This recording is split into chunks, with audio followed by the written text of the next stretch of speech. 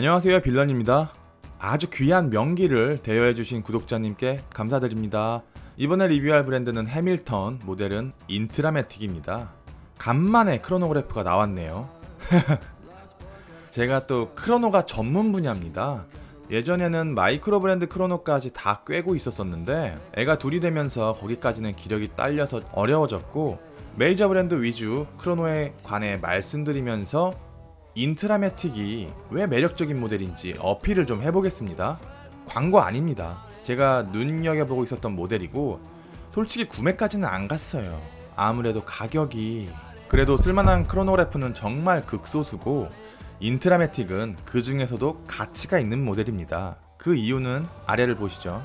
드레스워치, 다이버워치, 필드워치, 파일럿워치, 레이싱워치, 이렇게 5가지의 시계 분류 방식에 데이, 데이트, 혹은 논데이트, GMT, 크로노 이런 기능들이 추가로 들어가는 거잖아요.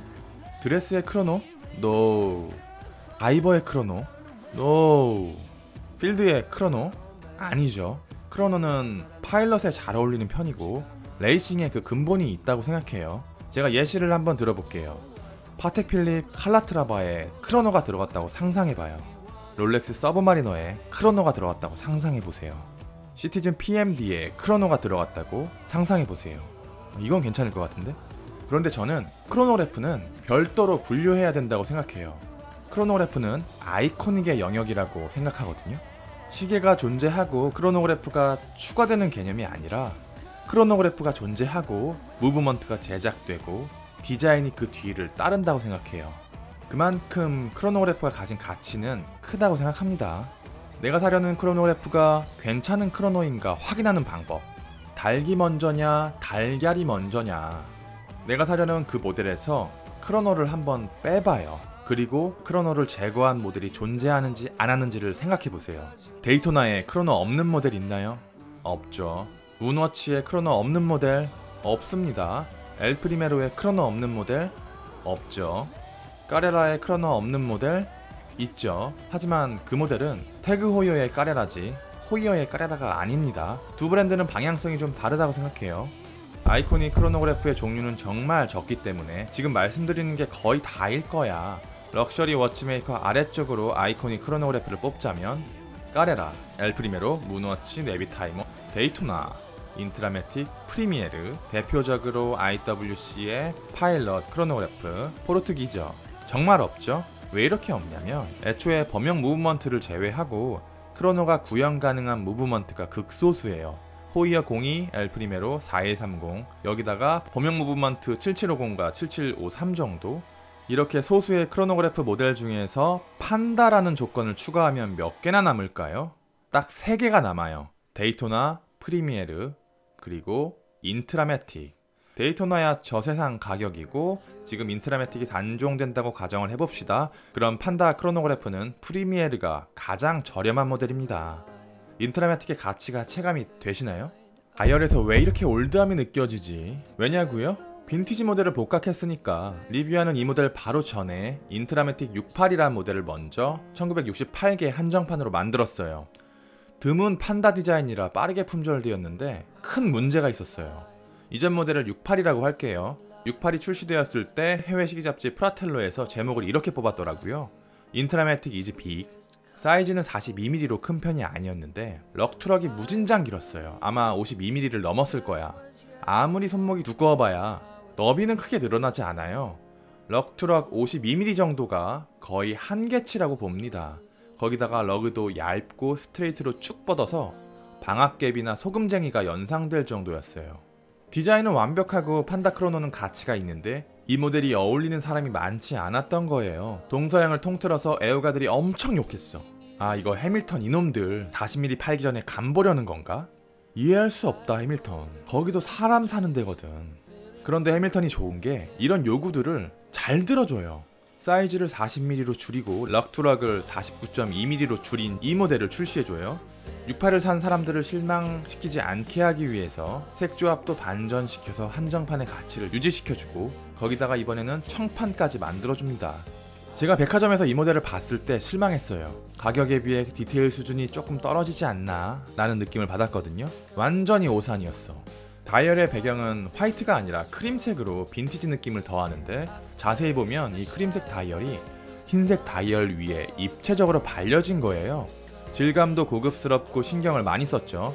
다이얼의 바깥쪽에는 검정색 배경에 흰색으로 타키미터 눈금이 프린팅되어 있는데, 이것 때문에 다이얼의 크기가 더 작아 보입니다. 거기다가 68에 비해서 서브 다이얼의 크기가 눈에 띄게 작아져서 다이얼이 훨씬 더 균형 잡힌 느낌을 주고, 6시 방향에는 데이트 창이 있는데 없는 게 더 좋지 않았을까라는 개인적인 취향. 예전에 론진이 이랬어요. 빈티지 복각 잘하고 데이트 창 꼭 이상한 위치에 집어넣는 거. 요즘에는 론진이 정신 차렸는지 헤리티지 복각 해줄 때 데이트 다 없애주더라고요.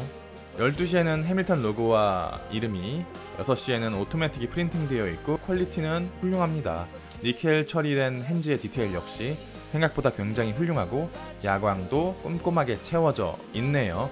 시간 인덱스는 폴리싱된 스틸에 경사를 줘서 빛을 다채롭게 반사하고요. 인덱스 가장자리 부분에는 야광을 두툼하게 발라놨습니다. 상대적으로 두 개의 서브 다이얼은 움푹 들어가 있으면서 달팽이 집 모양의 원형 패턴이 들어가 있어요. 재원에는 글래스에 이중 무반사 코팅 처리된 사파이어 글래스라고 써있는데, 도면 글래스의 특징인가 무반사 코팅이 있는 것에 비해서는 빛 반사가 심한 편이에요.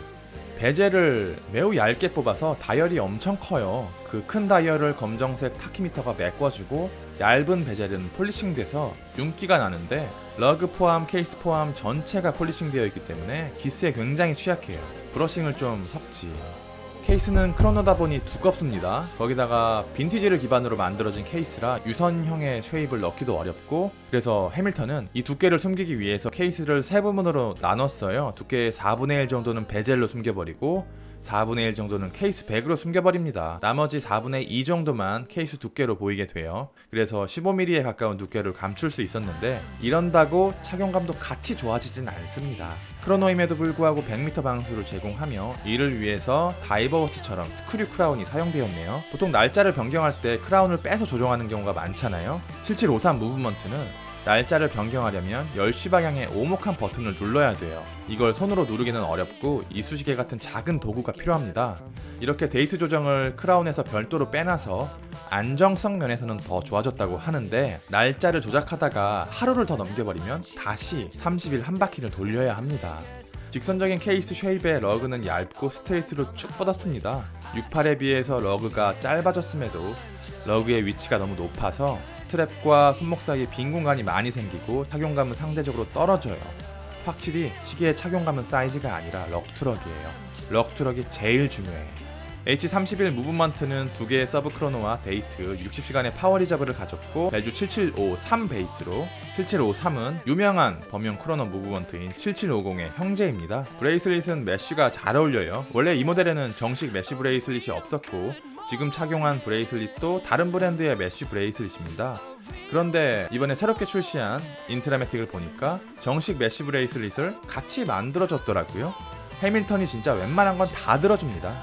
해밀턴 모델 중에서 마음에 안 드는 거 있으면 조금만 기다려보세요. 대선에서 만들어준다니까. 최근에 분위기를 보아하니까 많은 시계 브랜드들이 100만원에서 200만원대를 벗어나고자 하는 것 같아요. 오리스 미도 라도 해밀턴을 비롯해서 메스티지 입문 브랜드들의 메인 모델들의 가격대가 300만원 이상으로 올리는 추세입니다. 미리 하나 사둬야 되나? 인트라매틱 청파는 정말 취향 저격인데, 인트라매틱이 단종되면 접근 가능한 판다 크로노그래프는 사실상 거의 멸종되겠네요. 리뷰는 여기까지고 빌런이었습니다. 감사합니다.